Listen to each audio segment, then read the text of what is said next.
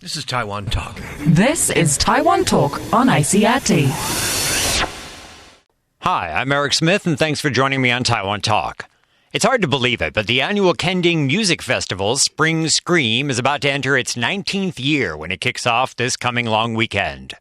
I recently had a chance to chat with Wade Davis, the man who co-founded what's turned into one of Asia's most vibrant music festivals. I was going to ask you a little bit about the origin of Spring Scream. What was, and I'm sure you've told this story a million times before, but what was the genesis of Spring Scream? Well, I have told it a million times, and I think every time I tell it, it's a little bit different. The genesis of Spring Scream, I would say, began with early on in Taiwan. That was now 20 years ago, you realize. Right. This will be the 19th Spring Scream. So 19 years ago, Jimmy and I were in a band called Dribdos. We had played a few shows around Taiwan, and we had started to meet some bands. We didn't realize there were other bands kind of doing the same thing we were, playing original music, underground music. So we were kind of discovering this underground scene of very cool bands and musicians, and we were also spending a lot of time in Gettin because it was such a beautiful spot. We decided to kind of bring the two together over a weekend, and we had a friend named David who owned a big kind of open-air pub down there, and he said, yeah, bring some bands down. And we called a couple bands that we had met and said, let's go down to Gettin and play some music at this place. And it kind of started to snowball from there. I think when we started, we had 5 bands on the roster, and a newspaper called us one day. I heard you guys are planning a music festival. And at that point, Jimmy and I didn't realize that's what we were doing. We were organizing a weekend with some friends to jam out, but as a result of that article and that question, I guess we realized it was kind of a music festival, and by the time that first event happened, we had like 25 bands from all over the island playing. So you really weren't trying to start Taiwan's Woodstock originally. That wasn't the original plan. We were not. Yes, it was just a weekend of music down in Gettin, and when we realized it was kind of becoming more of an event, we decided to name it, and we came up with the name Spring Scream. And of course, it snowballed from there into not only being a venue for live bands, but on the side, other organizers have set up various other parties, turning it into a sort of spring break / music festival event for Taiwan. That's right. That's what's happened. So tell me a little bit about this year's event, which is coming up here just around the corner. Well, this year we're doing it 5 days. We are going to start on Wednesday, which will be kind of our pre-party night. By Thursday, there'll be 5 stages and 2 DJ stages, a film stage, Skype stage, 50 stalls, 250 acts playing until Sunday. 250 acts? That's right. Wow. As you know, music festivals all over the world are associated with partying, sometimes wild partying, sometimes drugs, sometimes these sort of elements, right? And every year we seem to have the authorities sort of come in and make comments about how, the corrupting the youth or this or the other. What's your take on this whole thing? Whatever the media has projected in that sense, I think is not what Spring Scream is all about. I think when they talk about these this big party weekend, oftentimes they label it Spring Scream.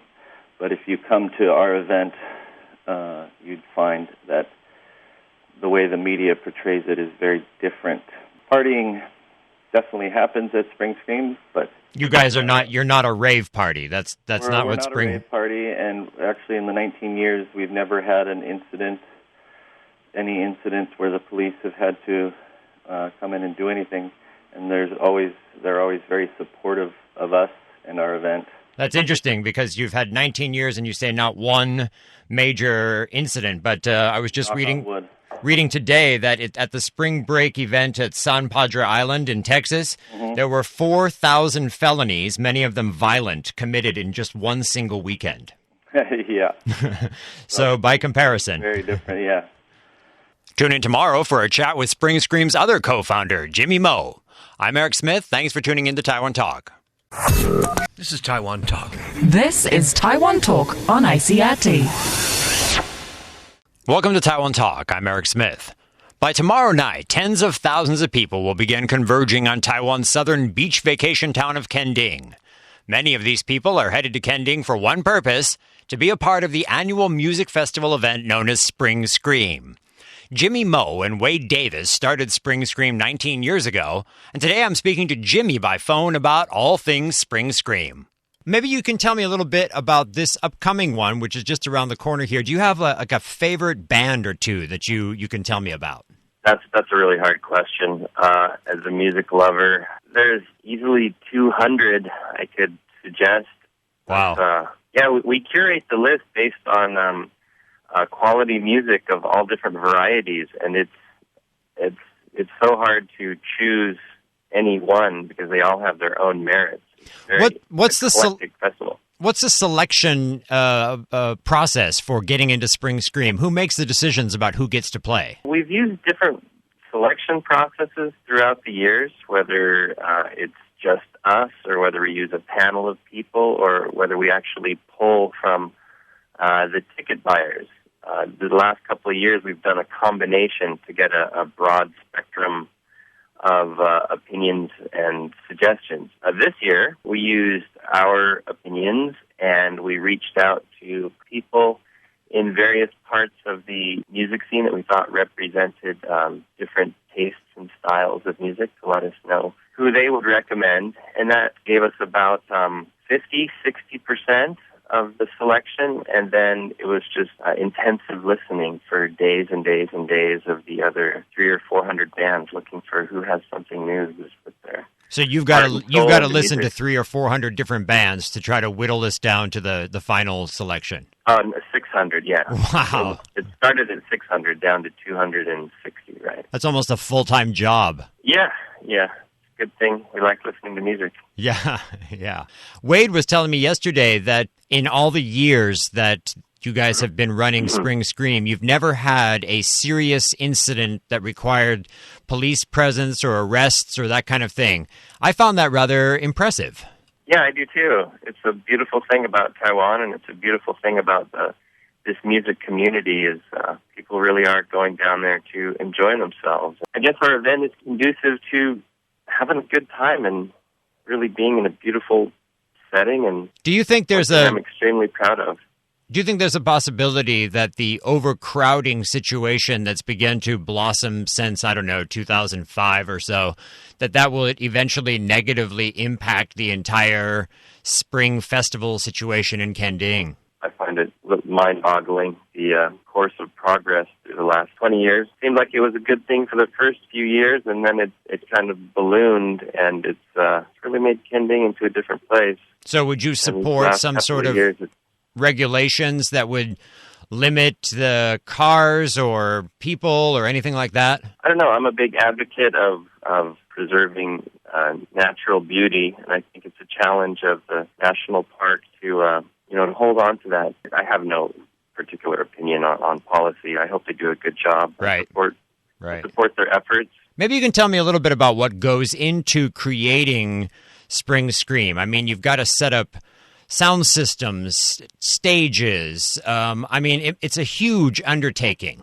Yes, we have 5 stages and 2 DJ stages and this amazing new addition of a two-way video conferencing / live international stage where we're going to have bands from all over the world performing either in their homes or outside or on a beach or wherever they are via some sort of conferencing. And we're going to have that coming out of a big PA with a giant screen, so it'll feel like a window to the world. We'll mix that up with about 40-some stalls of food and beverages and tie it together with the national park, beautiful Gettin National Park, for 5 days.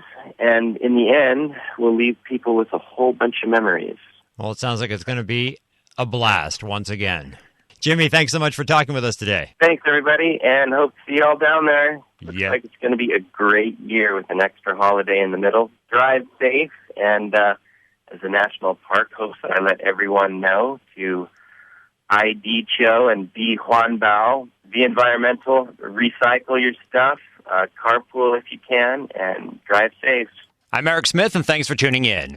All Taiwan Talk episodes are available as podcasts on iTunes or on our website, www.icrt.com.tw.